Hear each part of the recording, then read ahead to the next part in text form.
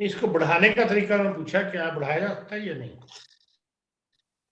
جی بالکل، اس کو جس طرح ہومیوپیتھک دوائی بڑھائی جا سکتی ہے، اس کو بڑھایا جا سکتا ہے۔ ٹھیک۔ پھر ہے جی، 1 قطرہ یا 3 قطرے کسی بوتل میں ڈالنے سے کیا ایک ہی پوٹنسی بڑھے گی یا جتنے قطرے ڈالیں گے اتنی پوٹنسی بڑھے گی؟